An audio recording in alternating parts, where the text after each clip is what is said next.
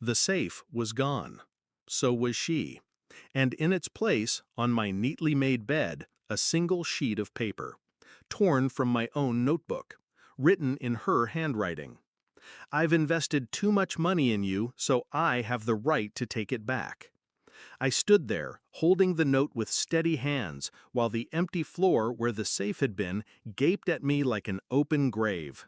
She thought she stole $400,000. She didn't realize she'd just buried herself. It wasn't always war. Growing up, I wanted nothing more than her approval. Straight A's, no drinking, no rebellion. I stayed quiet while she micromanaged my future like it was her second shot at life. She called it parenting. I called it debt. You wouldn't be here without me. I gave up everything for you. Love was conditional, sacrificial, transactional. The price? Me. But I paid my dues. Scholarships, double jobs, no vacations, no handouts. And still, she kept tabs. Whenever I saved a little, she asked, "What for?" Whenever I refused to lend her money, she whispered, "After all I've done?" She didn't raise a child. She raised a vault she thought she could crack. Last month, I told her about the safe. She was in the kitchen, stirring sugar into her tea like she always did. 3 loud clinks, then a slow spin. I said it casually, carelessly, like I didn't care if she knew.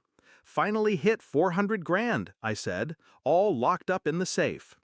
Her hand paused mid-stir, just for a second, but that was all I needed.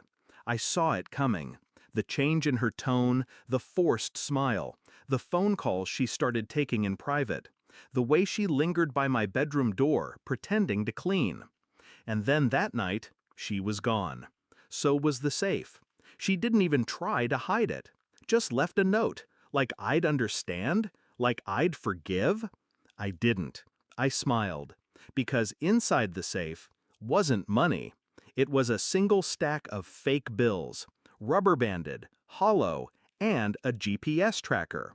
I'd moved the real money months ago, diversified, quietly, digitally. The safe? It was bait.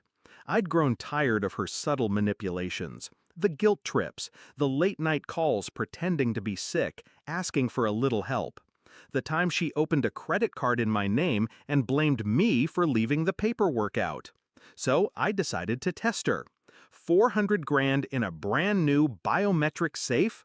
No one could resist that temptation, especially not her. The tracker pinged in an abandoned garage 2 towns over. When I got there, she was already gone. But the safe sat in the back of a rusted truck, cracked open, gutted. The fake bills scattered like confetti. And there, on the floorboard, was her phone. Still logged in, still syncing to the cloud, and filled with enough evidence to burn every bridge she thought she had. I spent the next 2 days collecting. Text messages to a man named Doug discussing how she'd finally get paid back for raising that ungrateful brat. Screenshots of my bank apps she'd stolen from my unlocked phone. Photos of my safe, my bedroom, my ID cards. Even a voice memo, her practicing a story about how I'd gone missing and she needed emergency access to my funds. She wasn't just trying to steal, she was planning to erase me. So I went quiet.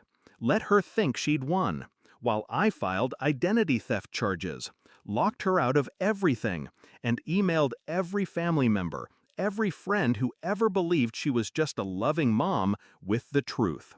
Attached, the voice memo.